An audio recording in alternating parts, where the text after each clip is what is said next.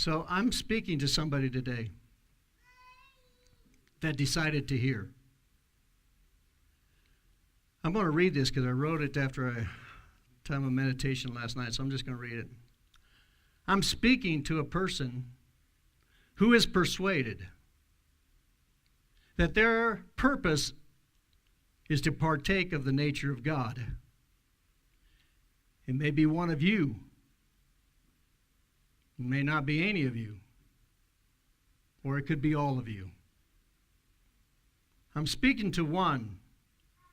You have, or soon will, make the most life-changing, life-giving decisions you can ever make.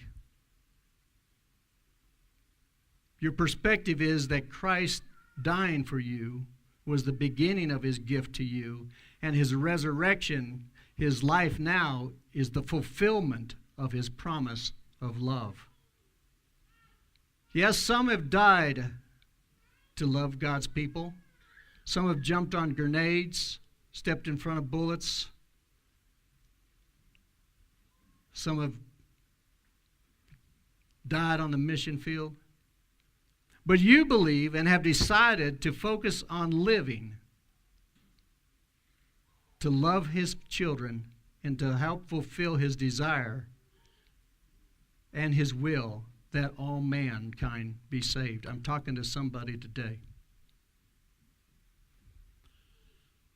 I'm talking to somebody today that either has or is this close to making that decision like never before.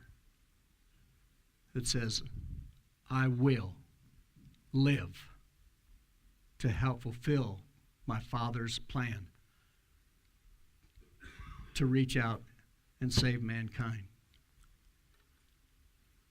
You're not jumping in the river just to see where it takes you. You're getting in the river with deliberate choice of where you're going to go.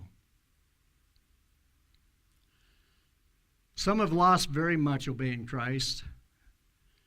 As they obeyed his instructions to love one another, they have jumped on grenades. They have lost fortunes. They've laid their life down. They've been martyred. And to partake of Christ's love for mankind. But today I believe that from heaven an appeal has come forth. I believe God is speaking today and saying, who will live for us? Who will live for us? Who will live out of their days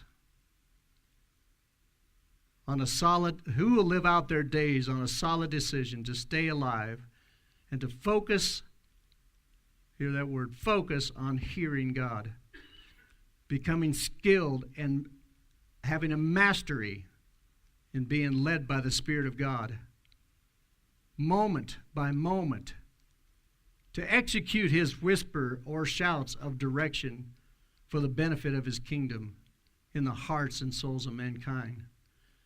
Christ ever liveth to make intercession. In Hebrews 7:25, it speaks of this again, that he ever liveth to make intercession.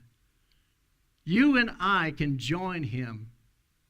And to this person that I'm speaking to, again, maybe it's none of you, maybe it's somebody on the website, maybe it's all of you.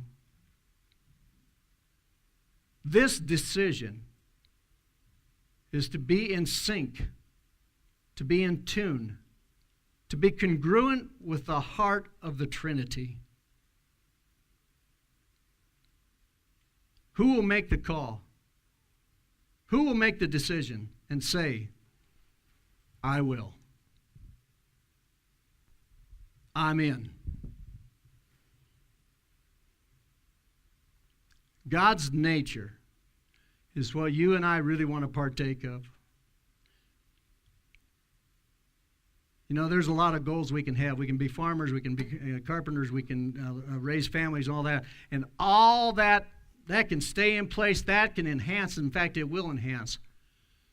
But I'm talking about a core solid belief deep down inside that says my existence on earth is for this purpose, that I partake of the nature of God. And for me to partake of the nature of God means I must hear his voice and his instructions, and I begin to execute it promptly and properly. And so here's the nature of God. God says, I am who I am. And way back in the garden, he says, I will, Satan, I will crush your head, and I will save my people. And I do. And right then, he started the process of bringing Christ into the earth. Right then, right there, God made a decision. And then he says, I have given everything.